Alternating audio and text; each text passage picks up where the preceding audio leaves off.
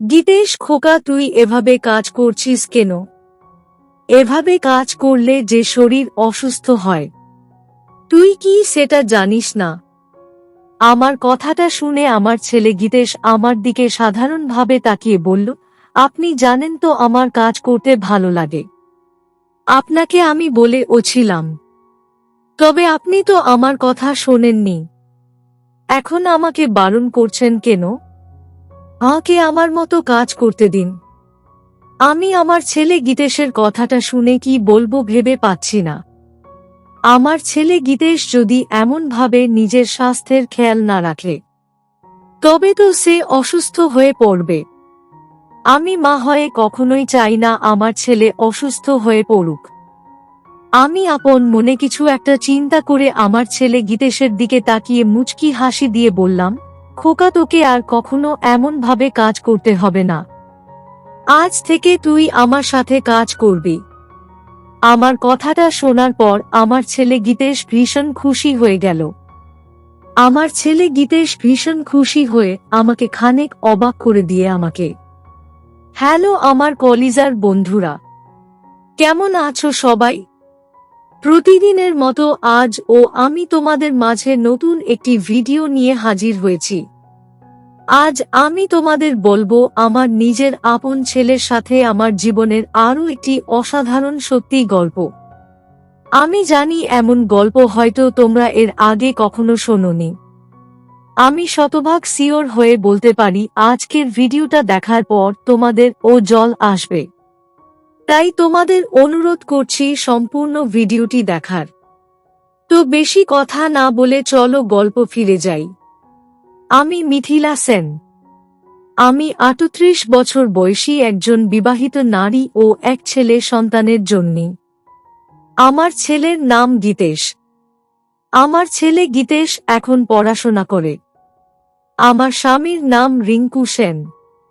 আমার স্বামী রিঙ্কু পেশায় একজন চিকিৎসক, আর আমি নিজেও পেশায় একজন চিকিৎসক। মূলত আমার স্বামী রিঙ্কু আর আমি কলেজ লাইফ থেকেই ভালো বন্ধু ছিলাম।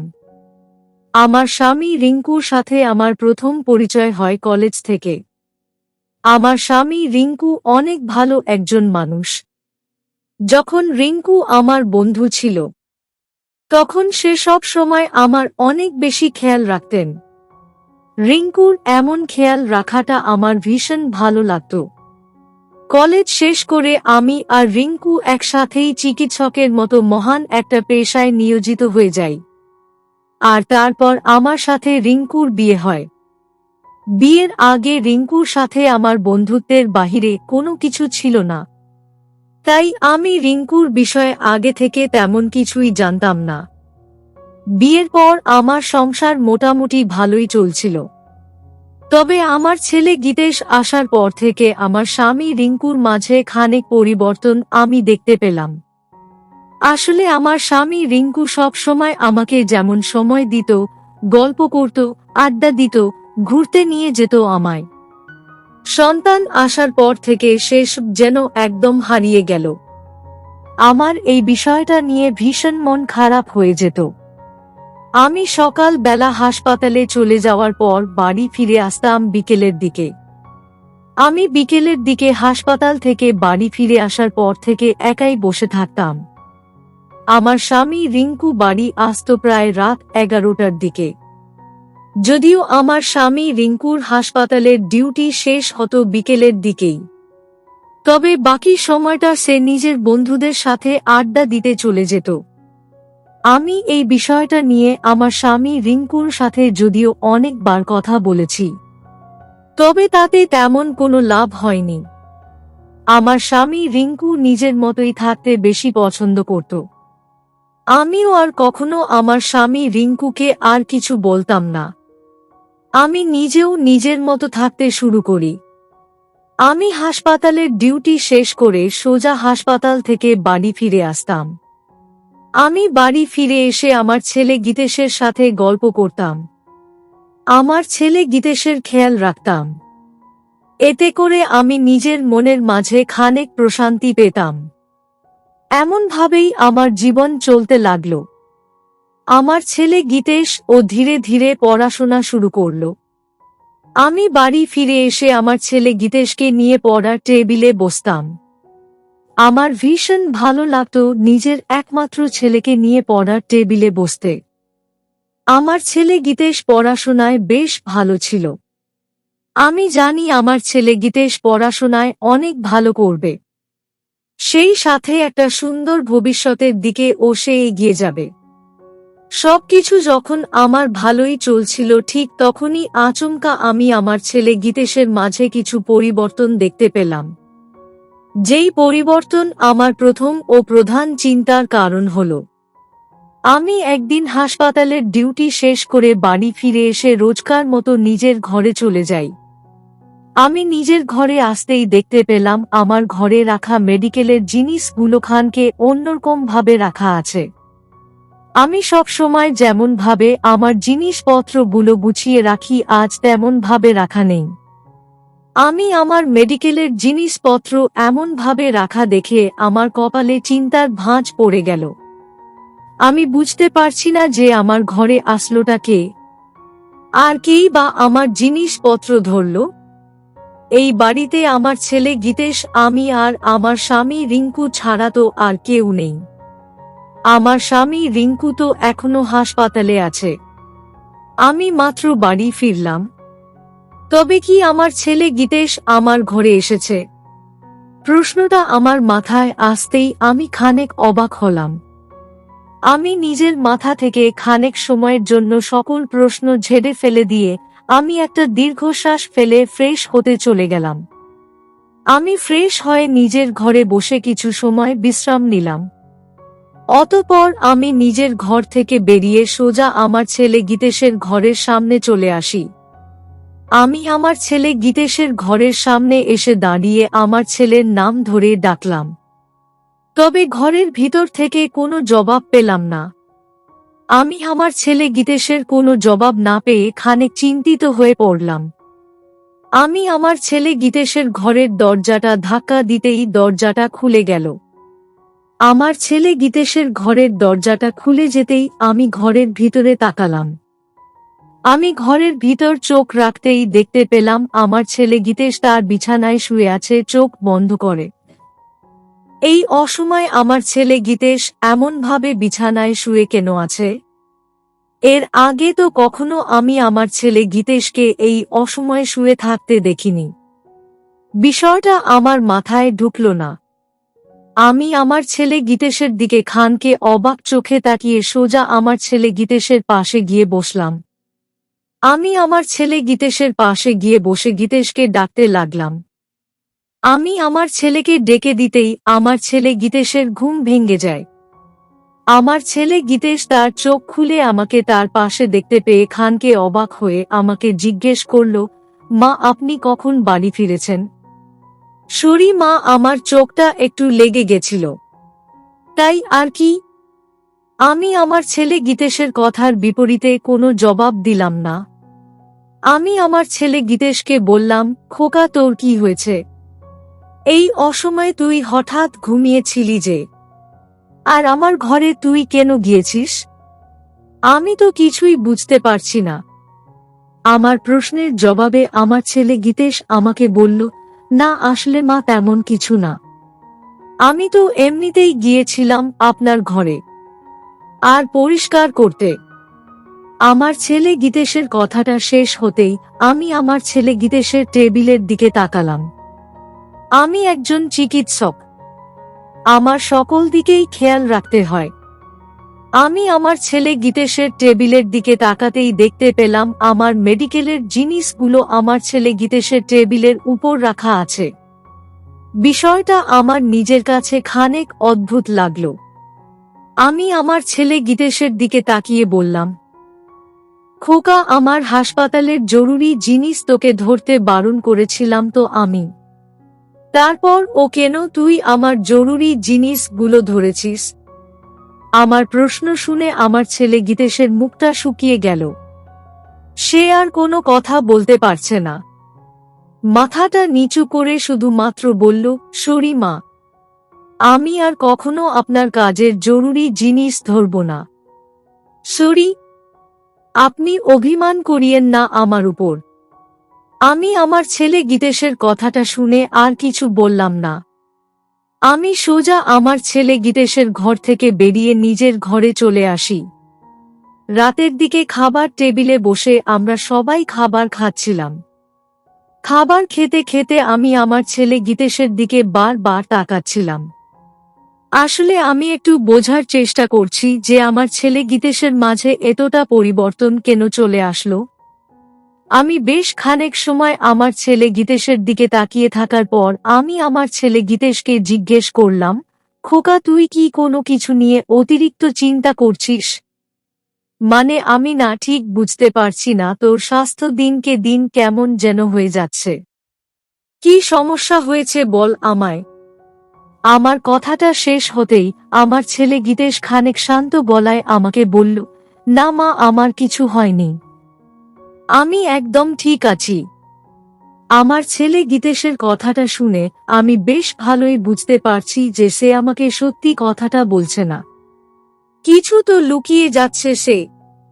তবে আসলে কি আড়াল করার চেষ্টা করছে সে?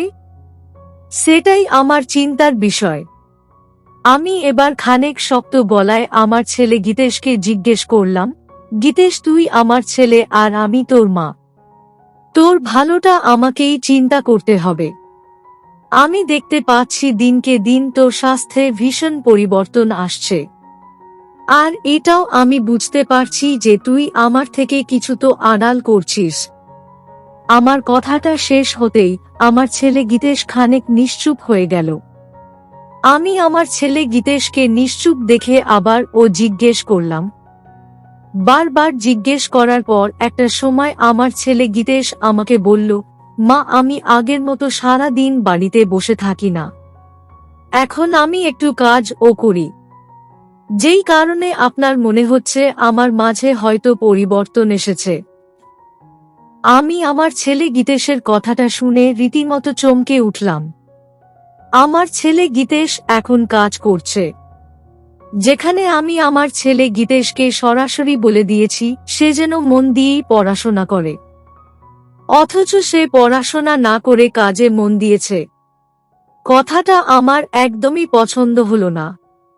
আমি আমার ছেলে গীতেশকে একটা ধমক দিয়ে বললাম, পাগল হয়ে গেছিস তুই?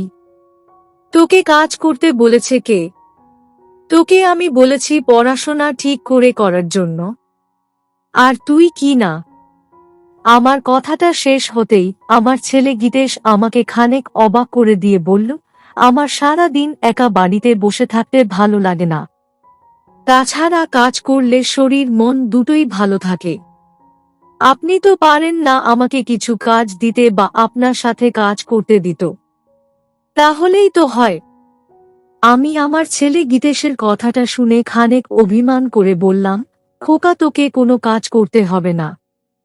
তোকে আমি বলেছি পড়াশোনা করতে, মানে পড়াশোনা করবি আর নিজের খেয়াল রাখবি, এটাই তোর কাজ। আর কোনো কথা যেন আমি না শুনি। এই বলে আমি খাবার টেবিল থেকে উঠে পড়লাম। আমি নিজের ঘরে এসে বিছানায় বসে আপন মনে ভাবছি আমার ছেলে গীতেশের কথা। সে এখনো অনেক ছোট, নিজের খেয়াল রাখার মতো বয়স তার এখনো হয়নি। আমি যদি আমার ছেলে গীতেশের উপর অভিমান করি, তাতে তেমন একটা লাভ হবে না। আমি আপন মনে ছাইপাশ চিন্তা করলাম। কেন যেন আমার মনটা অশান্ত হয়ে উঠেছে খানেক। আমি কিছু সময় নিজের ঘরে থাকার পর ঘর থেকে বেরিয়ে চলে গেলাম আমার ছেলে গীতেশের ঘরের দিকে। আমি আমার ছেলে গীতেশের ঘরের সামনে আসতেই দেখতে পেলাম আমার ছেলে গীতেশ তার ঘরে বসে কিছু কাজ করছে। আমাকে দেখতে পেয়ে আমার ছেলে গীতেশ থমকে দাঁড়ালো। আমি আমার ছেলে গীতেশের দিকে খানিক এগিয়ে গিয়ে বললাম, গীতেশ খোকা, তুই এভাবে কাজ করছিস কেন? এভাবে কাজ করলে যে শরীর অসুস্থ হয়, তুই কি সেটা জানিস না? আমার কথাটা শুনে আমার ছেলে গীতেশ আমার দিকে সাধারণভাবে তাকিয়ে বলল, আপনি জানেন তো আমার কাজ করতে ভালো লাগে। আপনাকে আমি বলে ছিলাম, তবে আপনি তো আমার কথা শোনেননি। এখন আমাকে বারণ করছেন কেন? আমাকে আমার মতো কাজ করতে দিন। আমি আমার ছেলে গীতেশের কথাটা শুনে কি বলবো ভেবে পাচ্ছি না। আমার ছেলে গীতেশ যদি এমনভাবে নিজের স্বাস্থ্যের খেয়াল না রাখে, তবে তো সে অসুস্থ হয়ে পড়বে। আমি মা হয়ে কখনোই চাই না আমার ছেলে অসুস্থ হয়ে পড়ুক। আমি আপন মনে কিছু একটা চিন্তা করে আমার ছেলে গীতেশের দিকে তাকিয়ে মুচকি হাসি দিয়ে বললাম, খোকা, তোকে আর কখনো এমনভাবে কাজ করতে হবে না। আজ থেকে তুই আমার সাথে কাজ করবি। আমার কথাটা শোনার পর আমার ছেলে গীতেশ ভীষণ খুশি হয়ে গেল। আমার ছেলে গীতেশ ভীষণ খুশি হয়ে আমাকে খানিক অবাক করে দিয়ে আমাকে বলল, মা, আপনি সত্যি অনেক ভালো। এই নিন, এটা আপনার জন্য। আমার ছেলে গীতেশ খুশি হয়ে আমাকে একটা গিফটের প্যাকেট দিল। আমার ছেলে গীতেশের দেয়া এই উপহারটা আমার বেশ পছন্দ হয়েছে। সেই সাথে আমি অনেকটাই খুশি হয়েছি, কারণ সন্তানের দেয়া উপহার পেয়ে কোনো মা কখনো খুশি না হয়ে থাকতে পারে না। আমিও ঠিক তাই। আমি আমার ছেলে গীতেশের সাথে বসে বেশ অনেকটা সময় ধরে গল্প করলাম। আমার ছেলে গীতেশের সাথে বসে গল্প করে কথা বলে আমার নিজের মনটা খানিক প্রশান্তি পেল। আমি দেখতে পেলাম আমার ছেলে গীতেশের চোখে মুখে খুশির ঝলক, যা দেখে আমার মনটা ভালো হয়ে গেল। আমি আর আমার ছেলে গীতেশ বেশ অনেকটা সময় ধরে গল্প করলাম। সেই সাথে আমি হাসপাতালের কিছু জরুরি কাজ ও সেরে নিলাম। আমার ছেলে গীতেশ আমার পাশে বসে সে নিজেও আমাকে খানিক সাহায্য করল। আমি আমার ছেলে গীতেশের সাথে গল্প করে নিজের কাজ সেরে নিয়ে নিজের ঘরে ফিরে আসলাম। ঘরে ফিরে এসে আমি খুশি মনে ঘুমিয়ে পড়লাম। অতঃপর আর কি, আমার ছেলে গীতেশের মাঝে যেই পরিবর্তন এসেছিল, আমার সাথে ঠিকভাবে কথা বলতো না, নিজের মতো থাকতো, সেসব এখন আর নেই। এখন আমার ছেলে গীতেশ মন দিয়ে পড়াশোনা করে, আর সেই আগের মতো সকলের সাথে খুশি মনে কথা বলে সে। আমার ছেলে গীতেশ আমার সকল কাজে আমাকে সাহায্য করার চেষ্টা করে, যেই কারণে আমি সত্যি মন থেকে ভীষণ খুশি। তো বন্ধুরা, এই ছিল আমার নিজের আপন ছেলের সাথে আমার জীবনের একটি সত্যি ঘটনা। তোমাদের কেমন লাগলো আজকের গল্পটা? অবশ্যই কমেন্টে জানাবেন। প্রিয় বন্ধুরা, আজকের ভিডিওটি এখানেই শেষ করলাম। যদি আমাদের ভিডিওটি আপনাদের ভালো লেগে থাকে তবে একটা লাইক করবেন এবং চ্যানেলটি সাবস্ক্রাইব করবেন। আজকের জন্য আপনাদের কাছে বিদায় নিচ্ছি। দেখা হবে আগামীকাল নতুন একটি ভিডিও নিয়ে। সে পর্যন্ত সবাই ভালো থাকবেন। ধন্যবাদ।